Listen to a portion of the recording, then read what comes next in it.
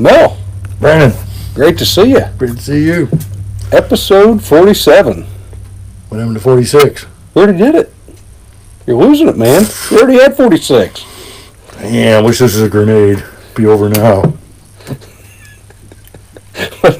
No, we're on to 47. So, Mel and I we're back to business at the City of Arc City tonight.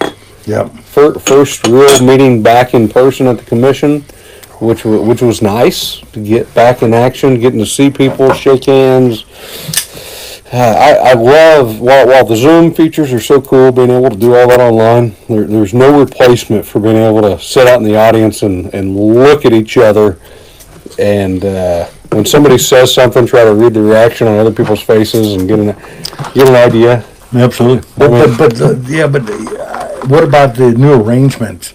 Not the seating for the voyeurs, the audience, but when you just have the 5 commissioners and the real targets are off to the side. Oh, yeah. So this was pretty recent, probably in the last 6 months or something, but have been so out of pocket on in-person meetings. But it used to be the city manager plus the 5 commissioners and then the city attorney all set up at the bench at the panel.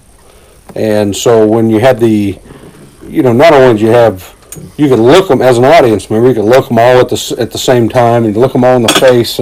But now, since Nick did this right before he left, whether it was delivered or not, I don't know the reasoning. But anyhow, they moved the city attorney and the city manager down on the floor at the public's level, and I don't particularly like it either. And I mean, I don't know how.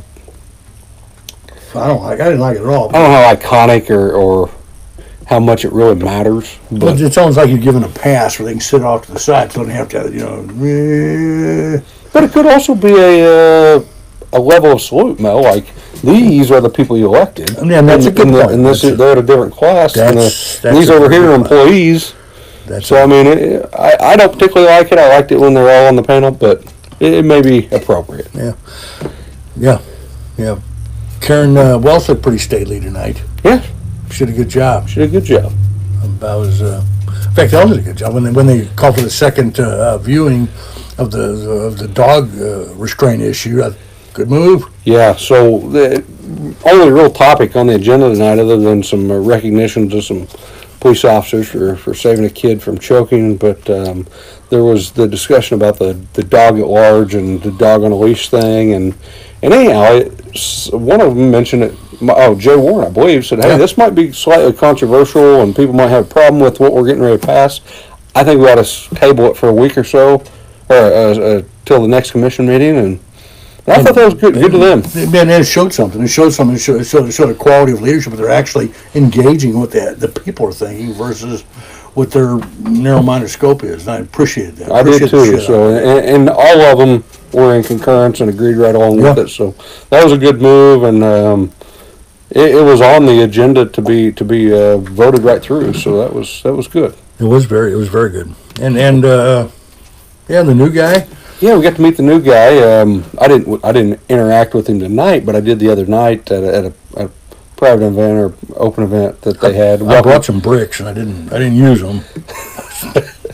I didn't need to. But no, I'm really eager to see what he does. I mean, I guess I was pleasantly surprised by his resume and his experiences, and time will tell, obviously, and naturally will be his largest advocate and his biggest critic at times. But my first interaction was really sound. Yeah, I met with him at Canyon's meet and greet deal the other day and talked to him about 5, 10, 15 minutes, whatever it was. And one of the things he said was he talked about the realization of making payroll on a weekly basis, which understanding that what it takes to you can't go to the well, you got to plan ahead, you've got to have those assets in place. That's a businessment mentality, not a bureaucrat mentality. That's a bottom line thought that if it ain't here, it ain't there. If we don't have it, we don't have it. And that's I appreciate great. That, boy, that really is.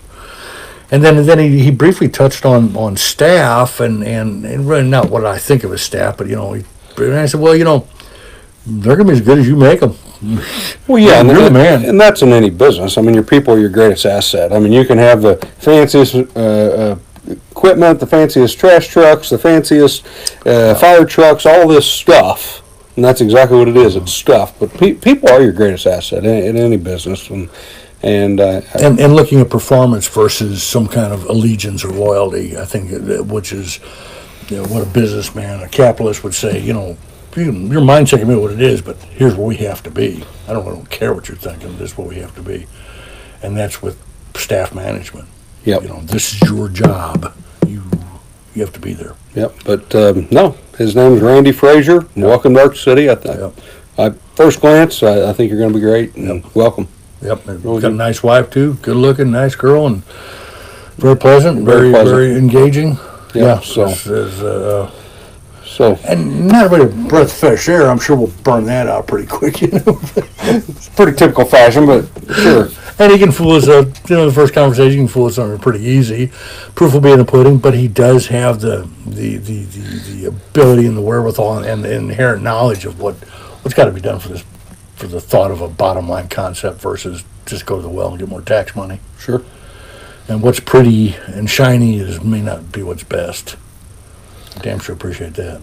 Yeah, and I think first few weeks, maybe even into months, he's just going to try to get a handle, peeling back the layers on his staff, trying to figure out who's what their strengths are, what their weaknesses are. Of course, the budget now with all the COVID crisis, how that's going to affect the city. Things are going to have to really tighten up at the city, as it has everywhere and will everywhere. But he's going to have to really start peeling back them layers, Mel, and trying to figure out where he can add the most value in the city. And that's just going to be tough right out of the gate.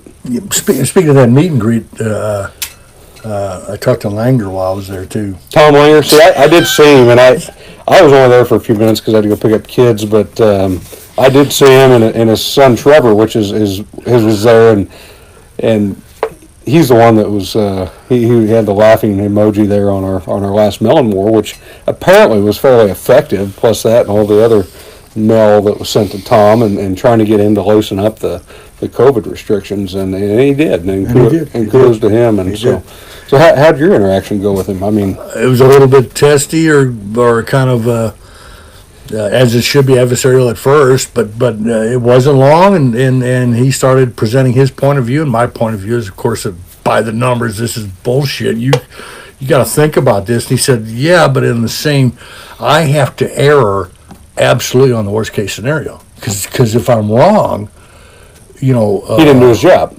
Yeah, exactly. Which is a good point. It's a good, valid point. But that his way of thinking as pseudo bureaucrat. Versus my way of thinking as a bottom line person is come on, you weigh the numbers. Yeah. Risk versus reward. Risk versus reward, exactly. And the risk isn't that great at the moment, so let's go ahead and move forward with all things that are rewarding in life. And he said, well, if we did open up and it manifests something or something like that, then you guys have me nailed to a cross. I said, well, you're right. You're right. We would. We nailed you to the cross anyway, so we got nothing to lose. We were fair to him, Mel. We just said, and I may have made the comment, I was in his corner all along because I really liked what he said in those old meetings he had, those webinars and things.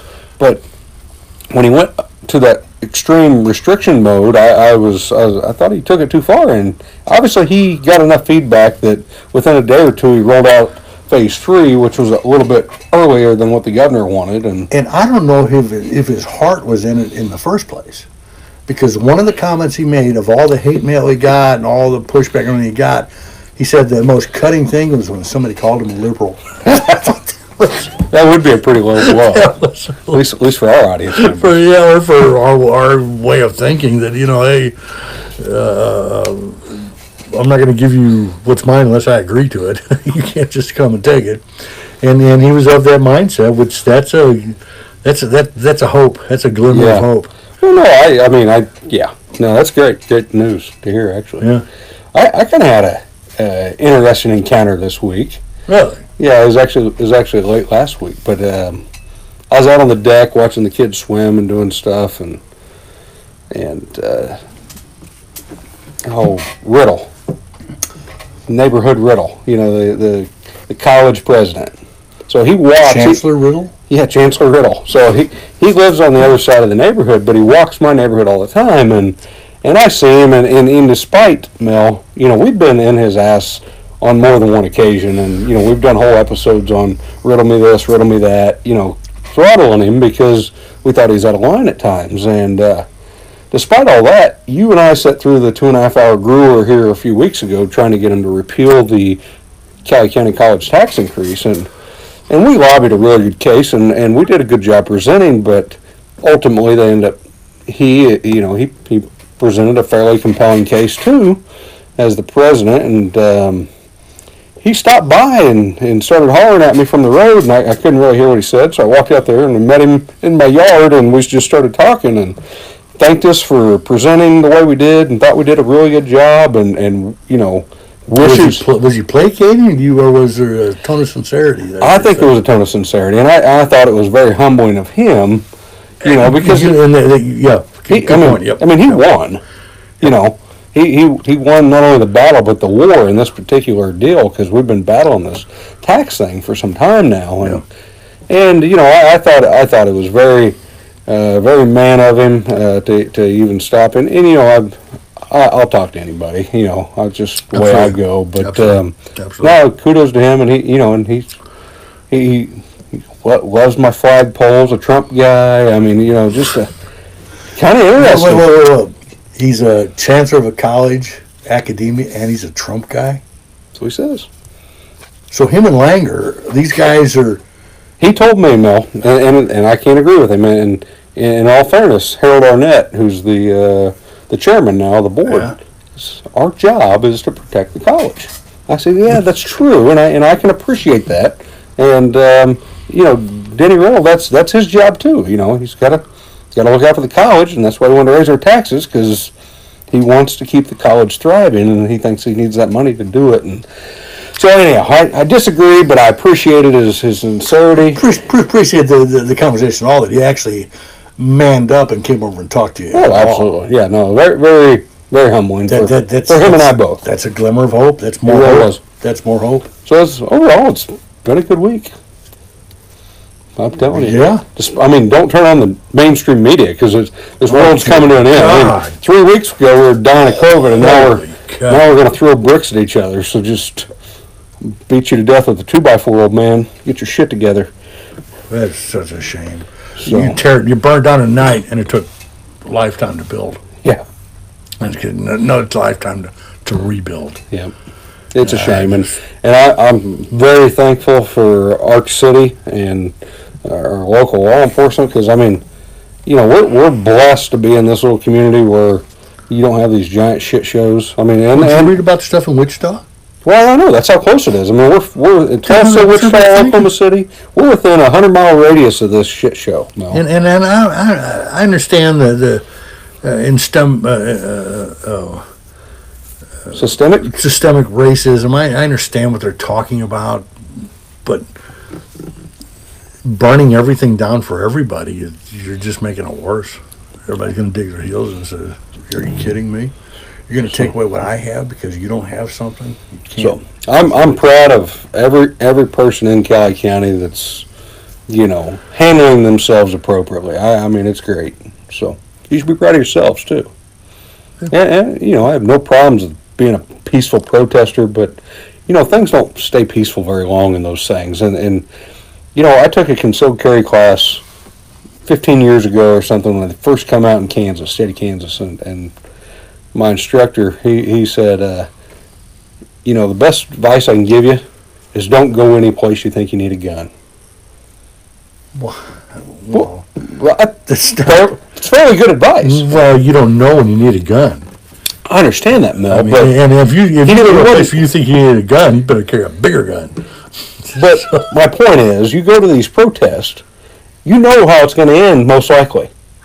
That's... It's going to end up with people looting, people throwing bricks through windows, fireballs. Let's talk about protesting. The only reason I ever ran for mayor of this town was because the chief of police, the same period of time, Kansas had just passed concealed carry law, and he went to every shop owner in town and told them, said, hey, put these signs up, the pistol with a line through it, say no concealed carry, nobody can bring a gun in our shop. And so I ran wrote a editorial in the newspaper about that's not his job. He's not to dictate what he thinks the law ought to be. His job is to enforce the laws that are on the books.